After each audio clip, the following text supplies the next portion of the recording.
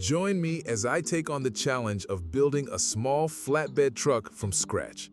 I've always been fascinated by DIY projects, and this one seemed like the perfect opportunity to combine my love of woodworking and mechanics.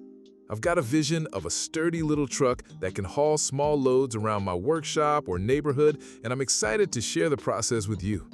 Building a small flatbed truck doesn't sound like a complicated project, but trust me, it's been a challenge.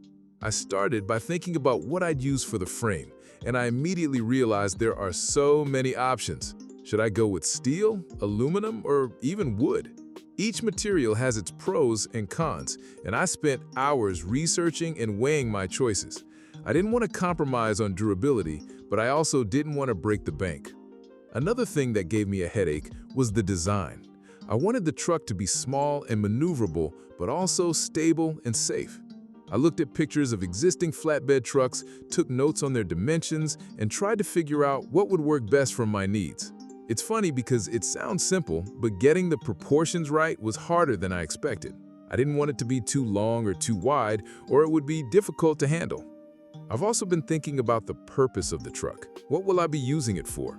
Will it be carrying heavy loads or just lightweight stuff?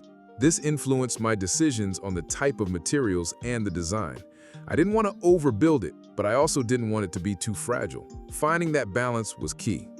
Once I had my design and materials sorted out, it was time to start building. I began by cutting and assembling the frame, which was a bit more complicated than I anticipated.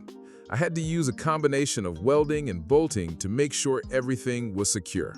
I also had to figure out how to attach the flatbed itself, which was a bit of a puzzle. I used a mixture of screws and brackets to make sure it was sturdy. As I worked on the truck, I had to learn some new techniques. I've done some welding before, but nothing on this scale. I had to practice to get the hang of it, and I made a few mistakes along the way. But that's all part of the process, right?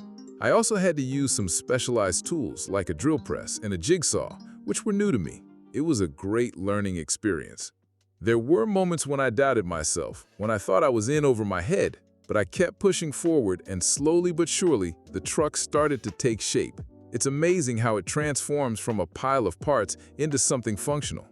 The moment of truth finally arrived when I finished assembling the truck. I stepped back and I couldn't believe my eyes. It looked better than I expected, and I felt an overwhelming sense of pride. I took it for a spin around the block, loaded it up with some test weights, and it performed flawlessly. Recapping the build, I'd say the key steps were designing and planning carefully, choosing the right materials, and being patient throughout the process. I learned a lot about perseverance and problem solving, and I'm excited to apply these skills to future projects. If you've made it this far, I'd love to hear your thoughts on the project. What do you think of my little flatbed truck? Have you built something similar? Share your experiences in the comments below. And if you're interested in more DIY builds, be sure to watch my next video where I'll be tackling another exciting project. Thanks for joining me on this adventure.